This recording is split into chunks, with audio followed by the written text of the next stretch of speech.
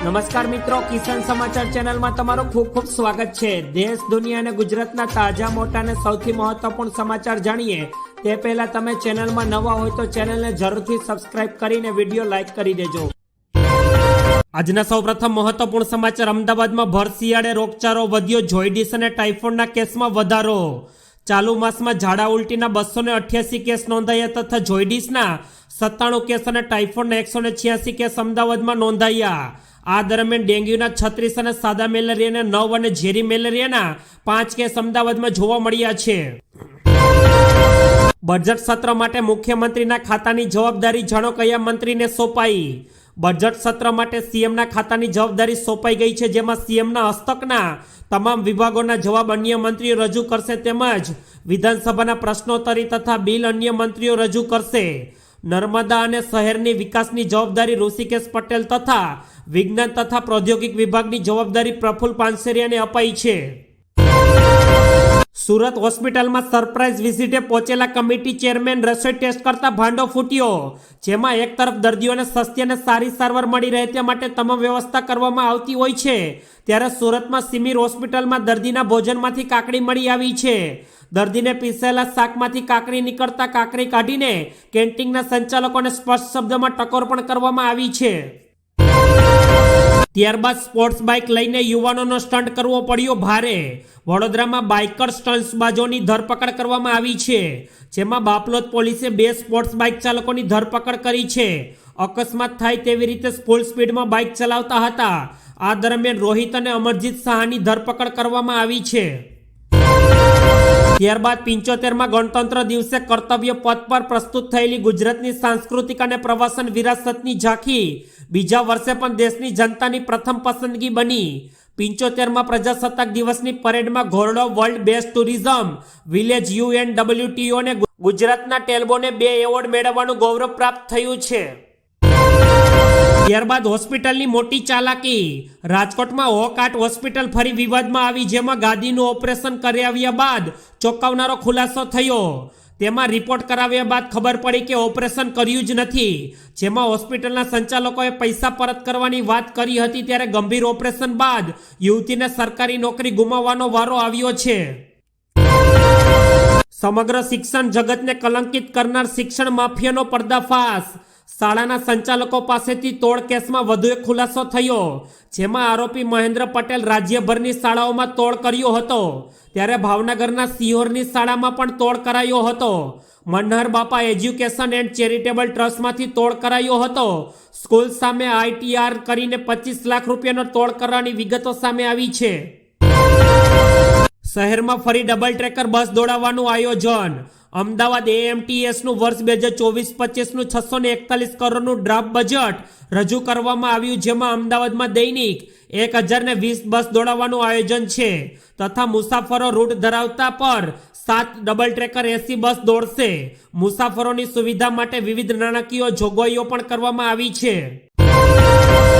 ત્યારબાદ શિક્ષણ જગતને લઈને મોટા સમાચાર। જુનિયર ક્લાર્કની વધુ 898 જગ્યાઓ પર ભરતી થશે, જેમાં અગાઉ વર્ષ 2018માં જગ્યાઓ પર જાહેરાત કરાઈ હતી। કુલ 5000થી વધુ જગ્યાઓ પર હવે ભરતી થશે, જેમાં ગૌણ સેવા પસંદગી મંડળ દ્વારા જગ્યાઓમાં વધારો કરવામાં આવ્યો।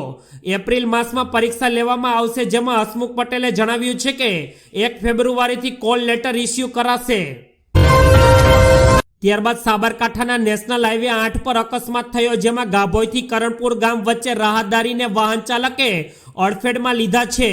રાત્રિ દરમિયાન હાઈવે પર ચાલીને જતા પુરુષને અજાણ્યા વાહન ચાલકે ટક્કર મારીને ફરાર થયો હતો।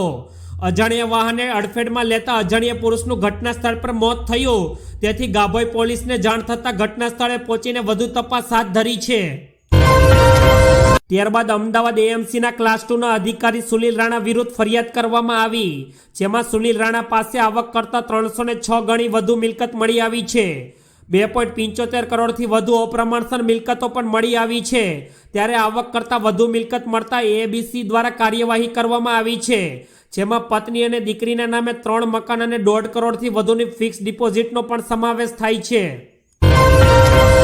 રાજ્યમાં ઠંડીથી આંશિક રાહત થઈ, જેમાં રાજ્યમાં 1 થી 2 ડિગ્રી જેટલું તાપમાન ઉંચકાયું તથા 11 ડિગ્રી તાપમાન સાથે ગાંધીનગર સૌથી ઠંડુ શહેર રહ્યું. તેમજ અમદાવાદમાં 13.9 ડિગ્રી તાપમાન, જ્યારે વડોદરામાં 13.2 ડિગ્રી તાપમાન જોવા મળ્યું. આ સાથે જ ભુજમાં 17.2 ડિગ્રી અને રાજકોટમાં 15.2 ડિગ્રી તાપમાન જોવા મળ્યું.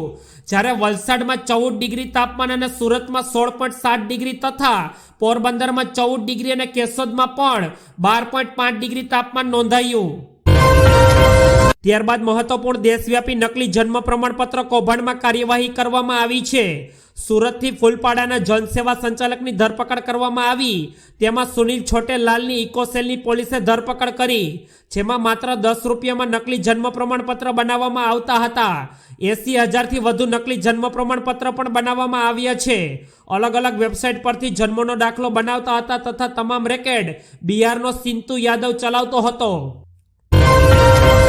ગુજરાતમાંથી રાજ્યસભાની ખાલી પડનારી 4 બેઠક 15મી વિધાનસભામાં રેકોર્ડ બ્રેક સંખ્યા બળને આધારે ભાજપ પોતાના નામ પર કરશે. જ્યારે 2 સભ્યોના રાજીનામા આપ્યા બાદ 13 ધારાસભ્યોમાં સમેટાઈ ગયેલી કોંગ્રેસમાંથી આ ચૂંટણીમાં કોઈ ઉમેદવારોની શક્યતા નહીવત છે. ત્યારે ભાજપમાંથી રાજ્યસભામાં 6 વર્ષ માટે કોને પ્રતિનિધિત્વ મળશે તેના ઉપર સૌ કોઈની નજર રહેલી છે. ત્યારબાદ ગુજરાતમાં બીમાર દર્દીઓની હાલત કફોડી. ગુજરાતમાં હિમોફોબિયાની ગંભીર બીમારીમાં અપાતા ઇન્જેક્શનના જથ્થાની છેલ્લા 5-6 મહિનાથી અછત વર્તાઈ રહી છે. જ્યારે સરકારી હોસ્પિટલમાં ખાસ કરીને ફેક્ટર 8માં ઇન્જેક્શનના લાંબા સમયથી અછત છે, જેના કારણે નાના બાળકોથી માંડીને તમામ દર્દીઓ મુશ્કેલીઓમાં મુકાયા છે. ગાંધીનગર દ્વારા હિમોફોબિયાના દર્દીઓના ઇલાજ માટે વપરાતા આયાતી ઇન્જેક્શનમાં છેલ્લા લાંબા સમયથી પૂરા પાડવામાં આવી રહ્યા નથી.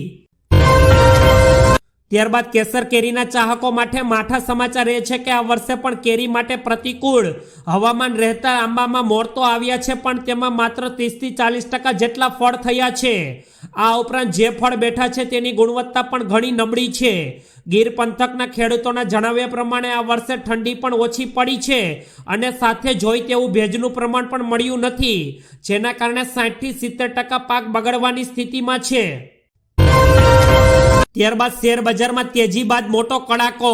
આજે માર્કેટમાં રોકાણકારો દ્વારા ભારે વેચવાણીને કારણે બજારમાં ઘટાડો જોવા મળ્યો હતો. આજના કારોબારના અંતે બીએસસીનો સેન્સેક્સ 801 પોઈન્ટના ઘટાડા સાથે 71,139 અંક પર બંધ થયો. જ્યારે એનએસસીનો નિફ્ટી 215 પોઈન્ટના ઘટાડા સાથે 21,522 અંક પર બંધ રહ્યો હતો. રાજસ્થાનના પૂર્વ દ્વાર તરીકે ઓળખાતા ભરતપુર જિલ્લાના વિશ્વ પ્રસિદ્ધ કેવલાદેવ રાષ્ટ્રીય ઉદ્યાનમાં દીપડો દેખાયો છે. પાર્કમાં દીપડો દેખાતા પ્રવાસીઓને ચેતવણી આપવા માટે વિવિધ સ્થળો પર બોર્ડ લગાવવામાં આવ્યા. નેશનલ પાર્કમાં રામનગર ગામ તરફ એલ બ્લોકમાં લગાવવામાં આવેલા કેમેરામાં દીપડાનું લોકેશન કેદ થયું છે. આવી સ્થિતિમાં કેવલાદેવ અભયારણ્યમાં થોડા દિવસથી તડકો રહે છે. બિહારમાં રાજકીય ઘટનાક્રમને કારણે ભારત ગઠબંધનમાં પડેલા ફટકા બાદ કોંગ્રેસના નેતા રાહુલ ગાંધીએ પહેલીવાર નીતિશ કુમાર વિશે નિવેદન આપ્યું છે. તેમણે તેમનું નામ લીધા વગર બિહારના મુખ્યમંત્રી પર નિશાન સાધ્યું છે અને તેમણે જણાવ્યું કે થોડું દબાણ આવતા જ નીતિશ કુમારે યુટર્ન લીધો છે. ભારત જોડો ન્યાય યાત્રા બિહારમાં પ્રવેશી ચૂકી છે તથા રાહુલ ગાંધીએ નીતિશ કુમાર પર આકરા પ્રહારો કર્યા છે.